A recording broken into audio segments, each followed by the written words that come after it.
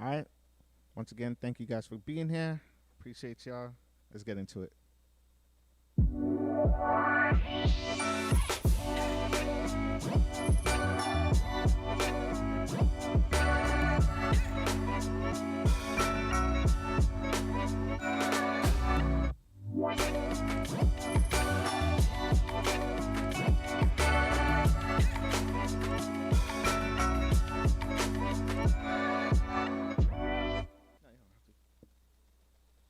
All right.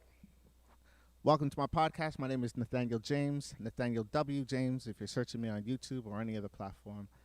I'm a musician myself, and this is the Musicians Podcast, a podcast that I started just to create a community of musicians, a place where we could talk about all the things that are taboo to talk about, money, gigs, just everything, stories. I got a couple guests that are going to be joining me next week. I'm very excited about one potential, but I'm not going to say anything until it's actually locked in 100%. But definitely excited about the guests that I have in the future coming onto the podcast. For now, this is gonna be me and you, and I'm not gonna have you guys here long. Just want to go through a couple things that will help you guys get the gig, which is what we're talking about today. How to get the gig. All right.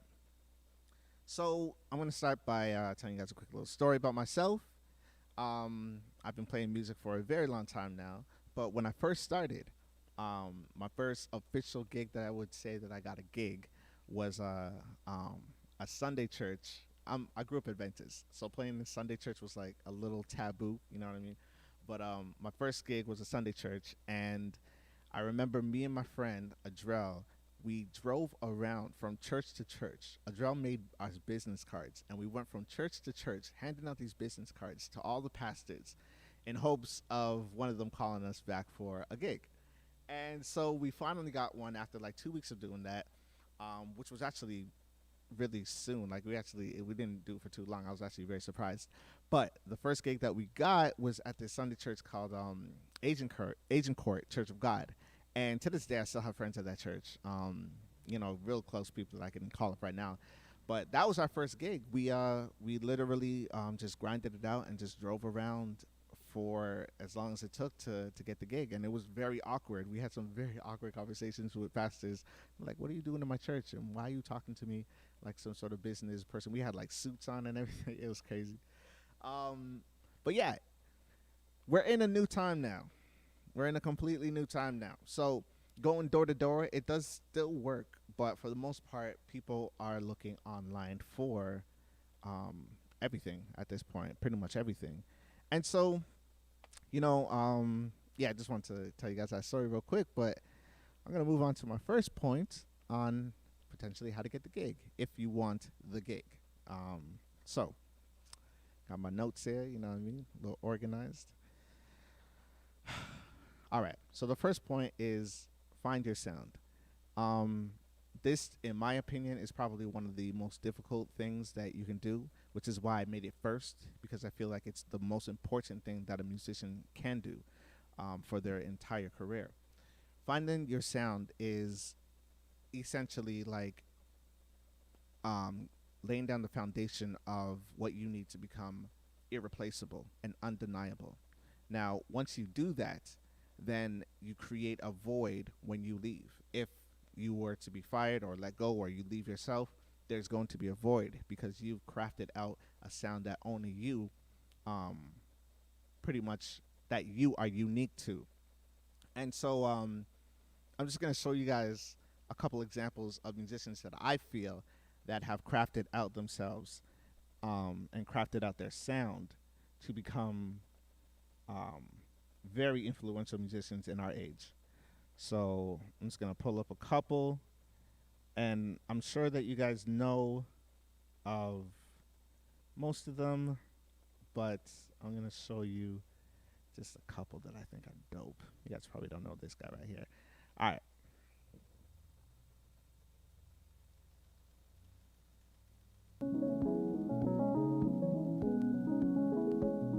Yeah.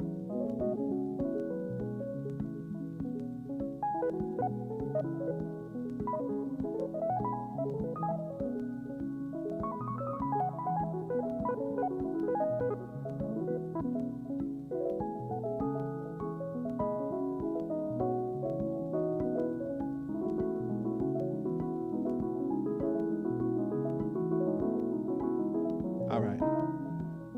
He goes on like that. He goes on like that. All right. He goes on like that. Um, but you see what I'm talking about? That sound, like right now, he's dialed that patch in. You can tell that's not more or less a stock patch that you're just gonna find um, right out the box. And if you guys do want to know anything else about sound design, hit me up. Comment in the comments below. If you want to know anything else about like keyboards and synth and like crafting out sounds, I do that a lot, and so that's a lot of fun. But his sound, if you go through the rest of his videos, you'll see that he has a very distinct sound to that he's carved out. This one is one of my favorites right here, and if you know, you know. All right, let me pull it up. No, no. Man.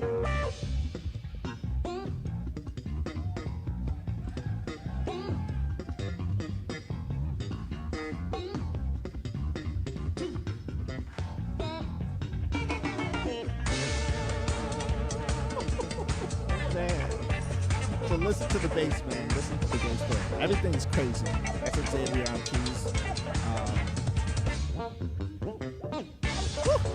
Spot on drums. This is Andy.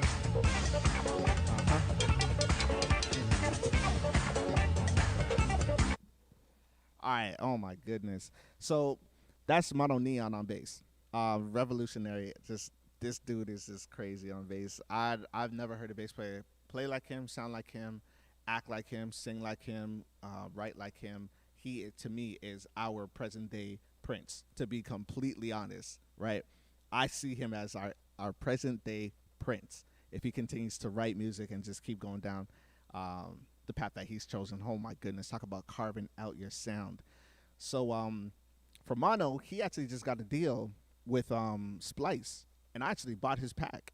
So now you could buy his pack on Splice, and he's getting a lot more calls with a lot of different bands. You know, he's with the what's that band called? I'm sorry. Oh wow, I'm spacing. Wow, they were in Japan, and anyways, I'm not gonna go there. But just amazing musician. But that is, to me, a prime example of how to carve out your sound. So now when people think of Mono Neon, they're gonna call him for that specific sound. They're gonna want that sound on their record, and he's gonna be able to deliver it. So yeah, that's point number one. Um, I mean, essentially, the most important part about this is that you want to inspire the artists that you're playing for. So you don't just want to come to do a job. All right, you want to come and give them a feeling or a sound that is going to make them or help them to continue to write more beautiful music. You just want to inspire the artist, and so if you have a unique sound like this, it's so much easier for the artist to be like, wow, like let me write based off of this, as opposed to just like, you know, the same old playing a piano, whatnot. You know what I mean? It just gives you a slight edge, and once you get that edge, then you develop stronger relationships, and you see where we're going with this. Yeah. So, yeah, let's move on. So point number two. Once you've crafted out your sound and you know what you sound like and you've put in your work and you've got it, you know, locked in tight, you're going to want to go and start recording covers with your sound tied to it. So find charting musicians, charting artists, charting music, put your spin on it, put your sound on it, record it, put it out there, post it, and just continue to post and you know what I mean? Show the world or show the potential artists that you're going to be working with how you can take an artist's song, make it your own, while at the same time showing homage to the song itself and respecting the song. You know what I mean?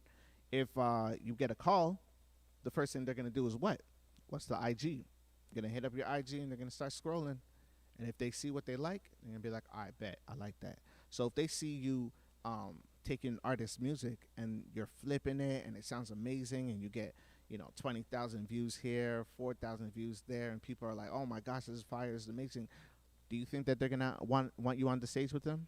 Of course, they're gonna want you on the stage with them. So you know what I mean. We all know that social media, Instagram, these are our current day resumes for musicians. You got to have your Instagram looking amazing. You got to have good references and all these things. But yeah, record covers with your sound, showing the artist or your potential um, people that you're going to be working with, partners or whatnot, what you can do in the field of music. That'll go a long way. I'm gonna actually, I do have a clip that I want to show you guys um, of a producer that did this very well, but he did something a little different. You know, he's not a musician per se. He is a musician, obviously, but he's not a musician in the sense that he plays keys or he plays bass or whatever. He's a producer first. I'm not sure actually if he's a musician, like he plays keys like for gigs and whatnot. I just know him as a producer, and I'm pretty sure you guys know who I'm talking about once I play this clip. It was very popular last year in the height of coronavirus, and let me just play it, and I'm gonna talk about it after. Let's get it. Guess what, bitch? Coronavirus!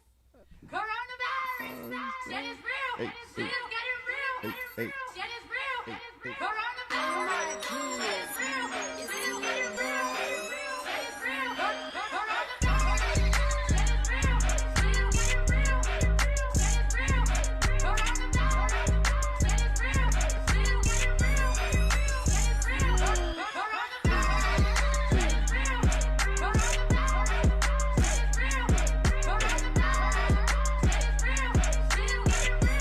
Shit is real! Coronavirus! Shit is real!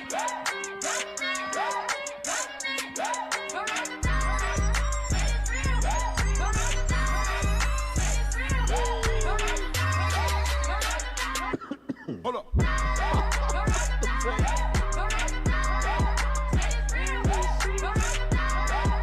Guess what, bitch? All right, that's crazy. Okay, so this iMarquise, right? He took a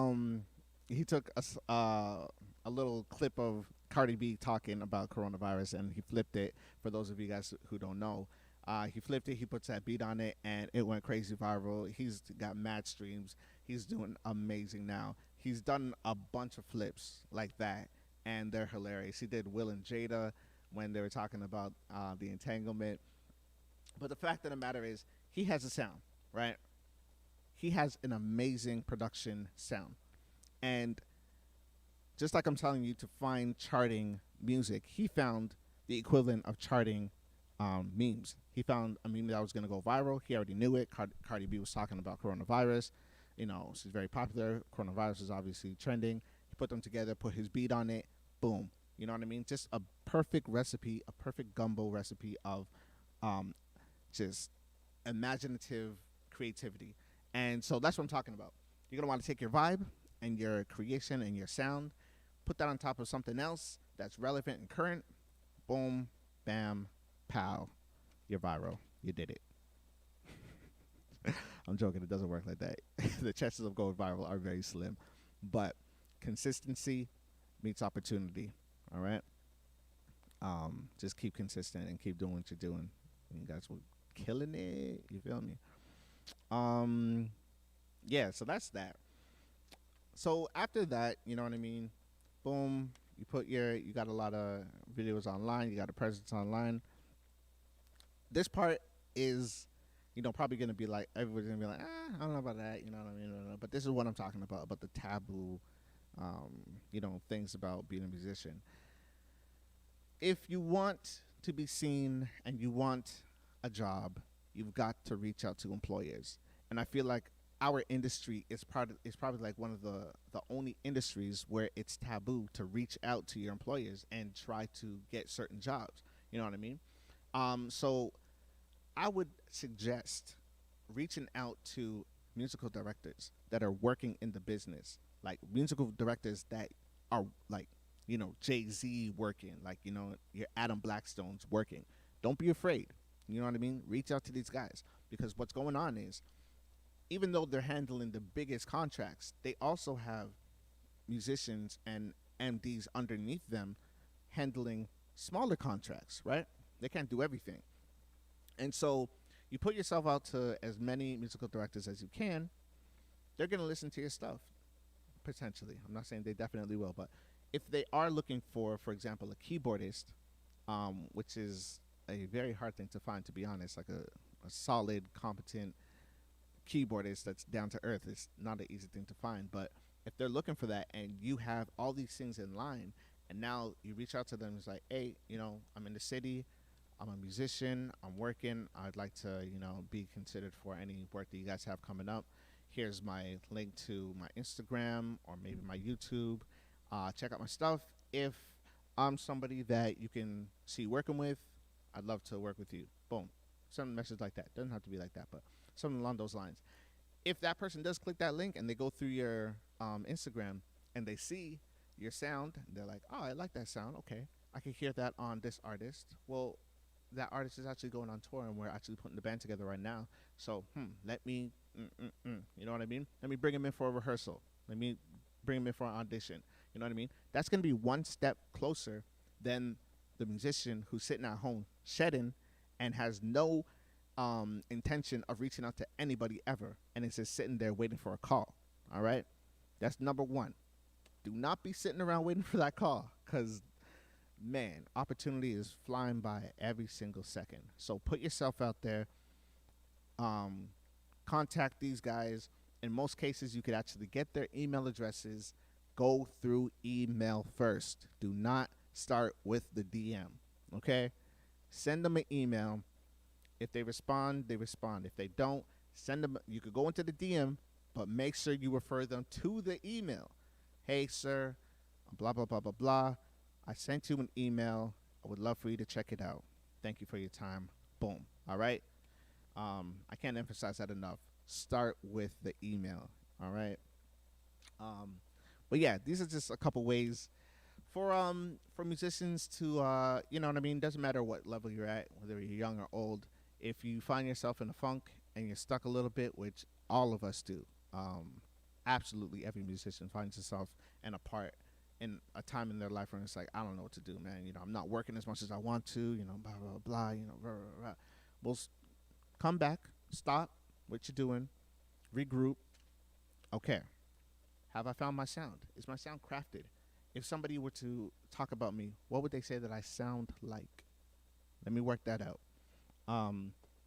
What does my social media look like? What does my resume look like? When people do search me, are they seeing the best representation of me? Boom. Make sure that's tight. Have I been diligent? Have I been going out and actually reaching out to the people that I want to work with? Or have I been sitting around waiting for a call? Boom. 3 simple questions that you could ask yourself to kind of jolt yourself back into the game and kind of wake yourself up. But yeah, man. That being said, I'm going to move on to our next segment real quick, which I like to call the lick of the day. And this one, I thought this guy was really dope. So I just felt like, I'm going to share him. I'm going to, you know what I mean? So let me pull that up real quick. I'm a keyboardist, so when I came across this, I was like, oh, shoot. Those are fast hands. All right.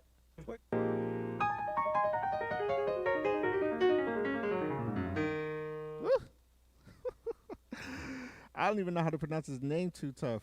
I think it's like Dusnir Souza. I believe he's from Brazil. Dusnir Souza. I'm gonna play this like one more time.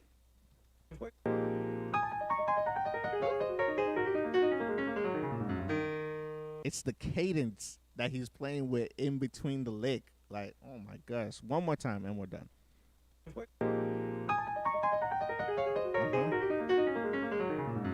You heard it. Crazy.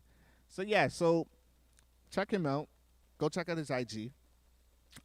It's right there on the screen. You could just search him on IG. He actually breaks that lick down super slow. So if you want to learn it, it's very bluesy. But every now and then you need a blues lick, man. You know what I mean? Don't be hating on the blues lick. But go follow him. He's an amazing keyboardist. I rate him. It'd be great to meet him.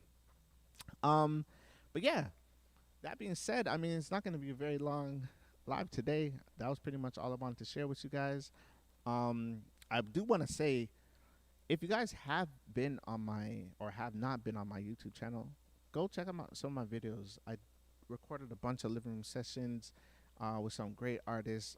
Literally, my passion is just exposing artists that I think are really dope that just don't have as much exposure because they haven't gotten that big. Um, artists need a lot of support, and this was my way of supporting them. Not just playing for them, but actually also recording good quality video and audio for them and posting it and just kind of sharing it. So check those out. I also got a City Underground concert that I recorded during the pandemic, outdoor. Just a little concert with some of the artists that I actually recorded living room sessions with. So check out my videos, and just continue to follow me, subscribe to the channel. If you guys have any questions about anything, put them in the comments. I'd love to get a conversation going. And just want to continue to build this community. Let me know if you guys have questions about synth and sound design. Let me know if y'all have questions about developing your sound and where to start. You know what I mean? Just any questions that I can help with. That's what I want to be here for. And I'm excited to be here in general doing this Musicians podcast. I'm really excited about some of the guests that I'm going to have and really excited about some of the conversations that we're going to have. I will tell you that it's not going to be very politically correct in the musician sense conversation, because I believe that all these taboo conversations need to be had in the musician world. You know what I mean? I think that we'll grow a lot faster and we'll be able to prepare for our futures better if we had these conversations earlier. And so thank you so much again for joining me on my podcast. This has been an amazing ride as a musician, and I just want to continue to share that with y'all, any information that I know and any experiences that I've gone through. All right. It's love. Fail forward, and make sure that in everything that you do it with your entire heart. You go balls deep into everything that you do. Don't hold back anything. Be the person that you want to be. Create the sound that you want to hear. All right.